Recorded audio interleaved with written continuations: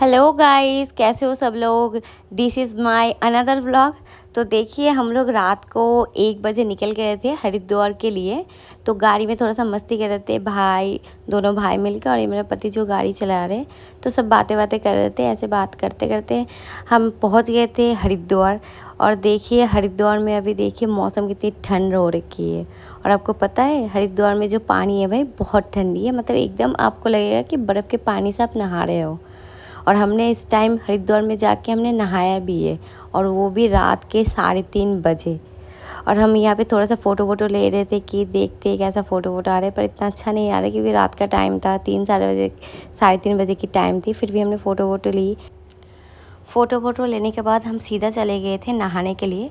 उसके बाद हम दोनों ने पहले नहा लिया था। उसके बाद मेरे छोटे वाले भाई और मेरे पति, इन दोनों को बोला था नहाने के लिए। फिर इन दोनों ने नहा लिया।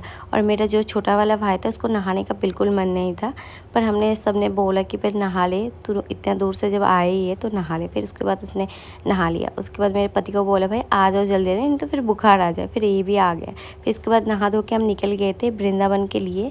और देखते देखते हम पहुँच भी गए थे वृंदावन के सामने, जो प्रेम मंदिर के सामने उस एरिया पे। और अभी देखिए, आपको प्रेम मंदिर के सामने दिखेगा कितना भीड़ रहता है। ऑल टाइम आपको भीड़ मिलेगी।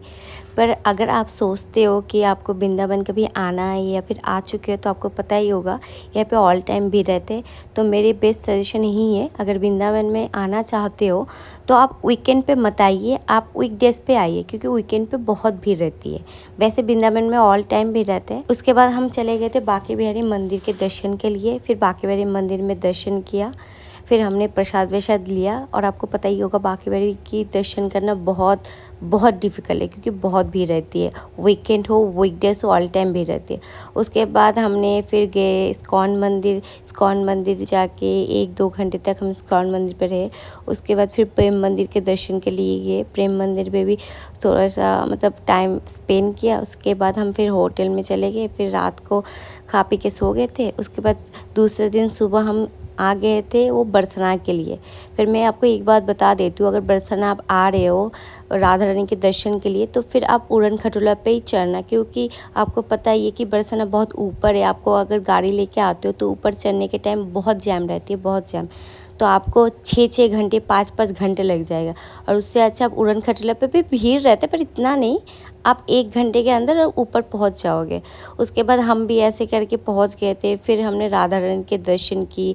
फिर हमने थोड़ा उस जगह पे भजन वगैरह किया। फिर थोड़ी देर बैठे, फिर प्रसाद वगैरह लिया। उसके बाद हमने बाहर जाके खा पी के निकल गए थे कि हमें जल्दी जल्दी फिर आने